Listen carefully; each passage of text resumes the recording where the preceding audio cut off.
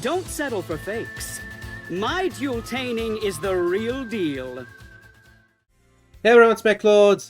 This is my last video before I go away for the Paris Games Week Expo from November 1st to November 5th, during which I'll be presenting Sky Gallery now, the game that I've been marketing and community manager for almost a year now. So it's going to be a really cool, really amazing time, and I'm not going to be able to record or produce any type of video. So this is an insight from the past to the future, and hopefully if I'm wrong, I can just pretend that I didn't know any better and that this isn't my fault. So, before me are 20 decks that I think are the most relevant in the upcoming format for the upcoming KC Cup, which I think is going to start right when the Paris Games Expo starts up. I'm not going to be able to play much either, this sucks. But I'm going to make a tier list, place each and every one of these decks, and be like, this is why you should be playing or not playing these decks. I'm gonna zoom a little actually, so this is more legible. There we go, it's much better. So these are in all alphabetical order except for Lightwing and Altergeist for some reason. Just gonna quickly start with a reminder of my definition of tiers that changes every time I make one of these videos. So tier 1, the best decks that are gonna see the most representation of this KC Cup. The one that you should be preparing for, like, main decking options to, I feel. Like the one that, you know, that you design text for. Tier 2, decks that are also very strong and are going to be also popular, possibly even winning this KCC. Not as much as a concern as the tier 1 decks, because they just lack, they mostly don't have, sometimes they don't have a good matchup against the tier 1 decks, sometimes they just miss that little something that pushes them over the edge, which is a broken scale in 90% of cases. Tier 3 and Rogue are grouped together because I'm lazy. Tier 3 and Rogue basically mean the same thing too. It's like, decks that are going to see play are going to be a bit popular, maybe because they have an edge, one very specific thing they can do against this particular metagame. Starting with Altergeist, right? Altergeist is like a peak tier 3 deck. It's not, I don't know, people are still torn on whether or not it's really good. I think it has a lot of potential that hasn't been revealed to us idiots yet, because it's a deck that takes a lot of skill to play and perform well with. Two things going against it: it's very reactive rather than proactive. It's certainly capable of making like pushes for lethal and really cool stuff, but at the same time, its game plan mostly revolves around disruption and control. And it's really hard to outvalue your opponent when, by just clicking activating skill, they get so much advantage, you know? And second thing going against it, did I just say again? The second thing going against it is that it's a control deck, and games with it tend to be rather long, so it's probably not ideal. Has anyone done the Sengen S strategy where they run Witch of the Black Forest? Yeah, some people have tried that. It's like I said, people haven't figured out what's the best way of playing Altergeist is. Is it? I've seen in Grandarius Tourney Witch of the Black Forest into Magical Dimension, you know? I've seen people play Duality. I've seen people just play whatever and hope. Maybe the best way to play Altergeist is to not even play Protocol. Maybe it's to play 1-for-1 for Melusi, click it away for Linkuribo, get the Faker, set 2 traps pass, you know? Maybe I'm just coping. Anyway, that's gonna be my assessment for the deck for the time being, based on existing results and the fact that you never know what's gonna happen. I had issues dragging BLS for some reason. It's tier 1. It's one of the best decks of the format still. The new bugs didn't change much, because BLS wasn't already losing to... Like, the new bugs had Effect Veiler. BLS doesn't care all that much about Effect Veiler. It's still really strong. It's still one of these decks that require you to play outs and graveyard control tools. But, I don't know. It's just still the best deck. It's insane that you can still plus every turn with this, and there's no archetype in the game currently that can beat that. Blue Eyes! Blue Eyes is a Copium deck. Blue Eyes is not good. Blue Eyes won't be good going into this KC Cup. Blue Eyes is a Nostalgia Boomer deck. It's, I don't know. All it does is Unga Bunga, and maybe it deserves a placement in Rogue because it has actually a really good matchup against BLS, but even then, Blue Eyes has issues playing through too much disruption. Maybe I'm wrong, maybe there's a secret way of playing Blue Eyes that actually wins you games, but like, the fact that you can access Chaos Max going first sucks ass. Blue Eyes is not good. Blue Eyes is only good for ladder. And Blue Eyes not a good enough reason to play Buster Blader. Even if the deck seems insane, it's just a Nungabunga deck that has to play too many cards that are just individually not that great. Cyberse Clock Dragon, I think, is one of the most promising decks of this format. I think it's really good. I think it's consistent in what it does, and what it does is going first, you make Bowload plus Duplexer Chimera plus set any amount of back row that you have, and on the crackbacks you like OTK with Rasterliger, which you can easily access because Bowload brings back the Decode Toker that your skill puts in your grave. This deck is like just insane, you know, in terms of the skill doing so much for you. First, it's a switcheroo that gets you the 2 cards that you need to combo. Then it changes, you know, any token into Stack Reviver so that it can still plus when it gets sent to the grave for Link Summon. And then, what's the third part of the skill? Oh yeah, you make Bowload for free, basically. Proxy F plus anything makes Bowload, and then you can still use Cyanide Fusion to get Duplexer Chimera out of the field, as long as you don't do the stupid thing of putting Bowload in the EMZ. It's like, it's really, really neat. It's a really neat deck. I really like it. I think it's one of these decks that's pretty much streamlined in terms of the core. Obviously I'm going to play 3 Clock Wyverns, 2 Fusions, Link Slayer is insane as a way to like remove potential threats going second. And maybe it's something that's going against it, but there's so many plays that it can do. You can go to Rasterliger, you can go for Yep Clock Dragon, which is pretty insane card on its own. And obviously any deck that can easily access Bowload, Furious Dragon is like pretty decent in my book, because I'm biased. DDD. I don't know between these two, what seems more likely. Between Tier 3 and Copium. Probably Copium, right? Oh, but you can search Lancia! You can search Lancia with Card of the Soul, and Giant Coach McGurk gets you to draw 3 cards! Yeah, that's really impressive. How well does it play into Effect Veiler on Kepler? How well does it play against any disruption going second? How about you have the Genghis? Yeah, that's 1 disruption taken care of. That's cool. What's your game plan? I go Unga Bunga, you know? Cool! That's also what BLS and every other deck does this format. This deck sucks! The one thing that it has is sometimes you draw Lancia, which is good against exactly BLS and nothing else. Nothing else that's good now that Destiny Hero. Spoiler, Destiny Hero is not good either. Genuinely don't think DDD is like a good deck for this format. And I'm glad, because I hate DDD. Destiny Hero is probably there.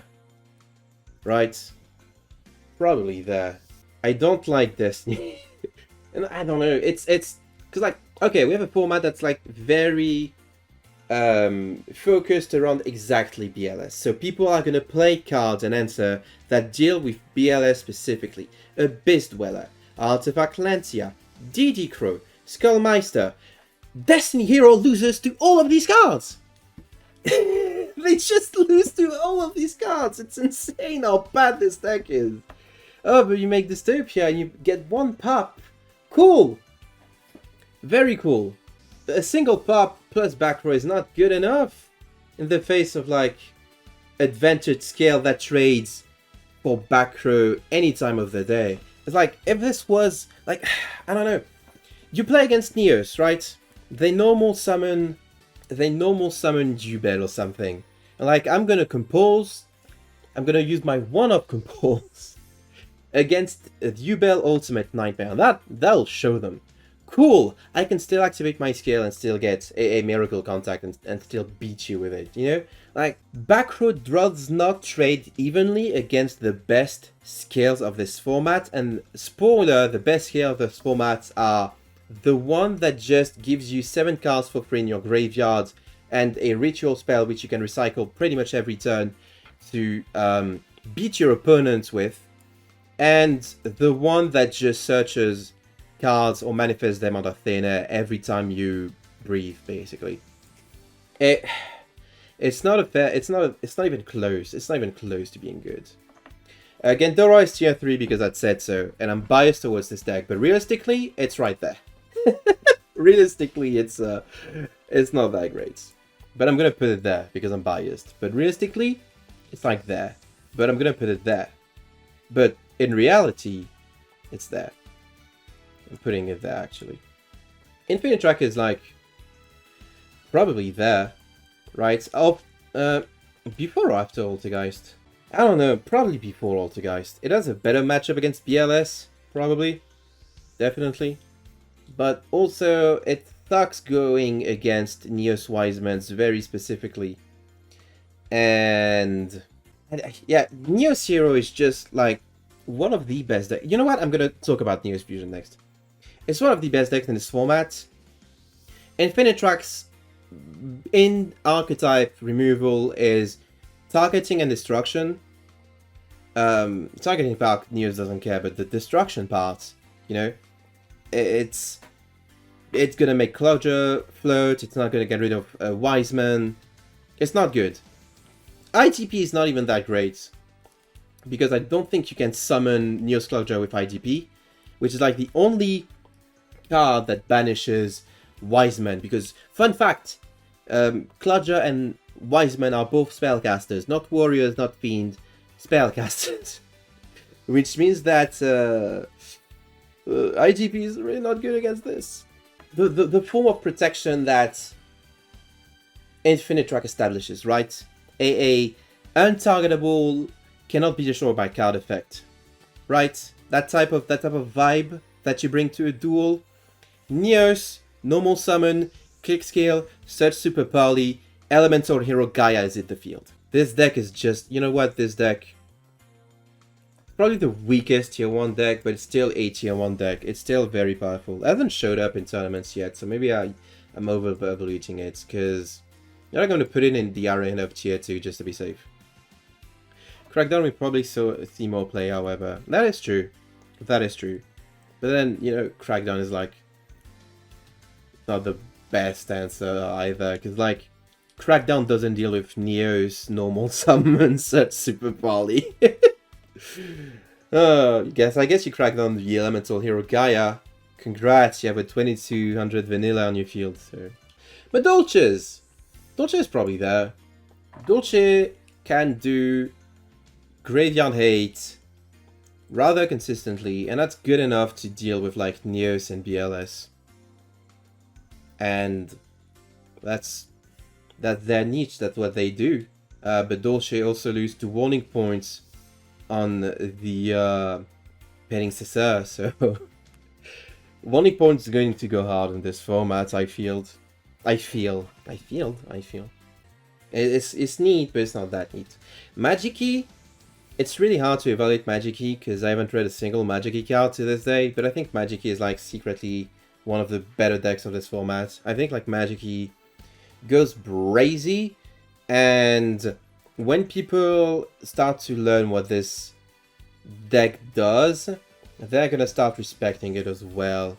It seems really good on paper, and it has gotten one top. So maybe I'm over-evaluating it, but I think Magic is like secretly insane. I think Magic is like secretly really good. Rockets. Where do we put Rockets? Right. Rockets is probably there or there. It's probably one of the best tier 3 decks and one of the weakest tier 2 decks. I think, yeah, I think Rockets feel like they belong in tier 2. Rockets feel like they belong here. Because at the end of the day, it's still an insane advantage generating archetype that gets to plus of Darkhold, which is a really funny concept. And Darkhold, I think, is really good in this format, mostly. Maybe not that good, because Neos Wiseman exists. But still, Darkhold is still pretty good against most of these balls, right? Anyway, Rockets. A lot of, like, versatile plays that they can make, and a lot of, like, they can out the Neos Wiseman, which is really important. They can out pretty much everything. They can OTK on the crackback rather easily. They can sort of dodge disruption of their own, thanks to Tracer being stupid. It's still a really good deck, even though it hasn't gotten any new tricks, it still feels pretty good. Salamangreat. Great. Shit. Oh, I got an alert and I cancelled it. I forgot to turn on the alert. Oopsie. It's fine. Salamangreat is bad. Stop telling me that Salamangreat is good. It is not. It's an archetype that specializes in generating card advantage and then winning in the long run, but you can't generate as much advantage as the bet skills in the game, so what's the point? You know? It's probably low end of tier 3. Could you still make Abyss Dweller, and Abyss Dweller is still good? Abyss Dweller is also pretty neat, you know? Make Abyss Dweller, Darkhold, Clogger doesn't float. If they had, like, not an access code, but like a way to close out games better and do something that's a little bit more impressive, going first than Sunlight Wolf Dweller Pass, maybe they'd be better. But it feels like weak tier 3 Copium tier. I'm gonna get yelled at if I put in Copium, so I'm gonna put in tier 3. S-Force. Is the new S-Force support good? Is it capable of, like, beating the top tier decks? I think so, because the deck is really fucking annoying, and I hate facing it, and I want to put it right there, and even then it's being annoying to me. Even then it's being really annoying to me. I don't know, it's just a really annoying deck to be facing. It's also kind of not able to close out games too easily, so like, I don't know. Have you read Laplace? Laplace is basically a Darkhold on its own, which is pretty cool. Not Darkhold like Raigeki. Laplace is Raigeki, which gotta count for something. And they have their own microcoder as well, which maybe is relevant. I don't know. It's a deck that I've been really... Like, I did learn this deck by playing against it, but I'm not sure how far the new support pushes the envelope in terms of what this deck can do now. Maybe I'm completely wrong and this is ass. I'm probably completely wrong and this is ass. Speedroids like Copium as well. Right. This is Speedroids, by the way. Crystal Wing, this is actually meant to represent Speedroids. So Speedroids is ass. Speedroids is an ass deck. Speedroids is not good. Even though they got all of their nerfs reversed, Speedroids is not a good deck. It is not. Because it just loses too much and gets fucked against too many things. I don't know, I just have no respect for this deck. 10 years probably like over there as far as the tier 2 decks go. It's still probably one of the better decks of this format. Games are quick, games are easy. The 3FX nerfs didn't do that much to the deck's viability. I mean, I actually did a lot, but the deck is still, like, the engine is still pretty solid and viable. And you have just enough room to play techs that are going to come up against pretty much every other deck. And I think playing Skullmeister or DD Crow in this deck is completely valid, or even Effect Veiler, which you can, because this is a cool deck. And it mostly doesn't care about Effect Veiler, and is affected about Graveyard Hide, but it's still pretty cool. Still a pretty cool deck. Trickstars fell off because of BLS, but I think that we can all agree that the deck is ass. Deck is ass and it's gonna go there. What new tricks did the Trickstar get? They learned that Candina gets negated by Effect Veiler, fucking up your entire game plan. Urseso. I don't know. It's probably there. Skill testing deck that hasn't gotten touched since the last KCC, but probably loses to Effect Veil on Polary, but is also able to do so much cool stuff. I don't know, I really like seeing this deck in action. I hate playing against it, but I think it's like one of these decks that's only good in the hands of really, really good players, which I'm not, obviously, but which the top players of the KCC should be. Life Twin is like tier 1, right? Life Twin is like... It's insane how good the tourney results for this deck has been. It's an insanely consistent strategy that pluses 1 during their first turn. Is able to play a ton of back row because they just draw cool stuff.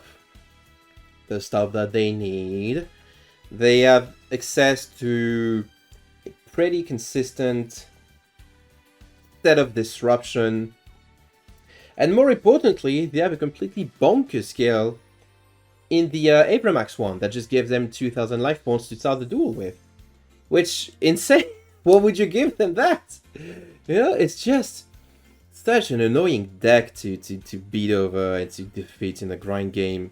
And the one thing that it has going against it that is no really good in archetype finisher, so to speak, like Evil Twin, Kill Lila, not the greatest card. Not the greatest card. But, and this is very important, you can play Leviani and BLS in this deck. Right? You're never going to summon Avramax, but the fact that the Avramax scale recycles your Life Twins in grave is also pretty insane. It's like they designed this scale specifically for Life Twins, even though you're never summoning Avramax, which is not that great of a boss monster anyway. And the Altergeist is probably like, it's still a very capable deck. And it still has an auto-win button against BLS by making Ready Rose, so just for that I'm going to put it there. Just for that I'm going to put it there. It looks so nice aesthetically too. Pretend that this is a completely diverse format and it's going to be really fun to play through, when realistically, BLS Life Twin is going to be everywhere. Life Twin is also probably going to be insanely popular because the archetype is insanely popular, which is a thing. And yeah, the best decks of this format are really expensive and fun. Although I guess if you got the pickup box, they're not that expensive, but Life Twins, man, this is going to cost you a pretty penny. Shout out to Skep VTuber. I am glad that everyone definitely agrees with my tier list and is very happy about all of these deck placements. And if you disagree, you are wrong, and I will see you people in a week or so. Bye!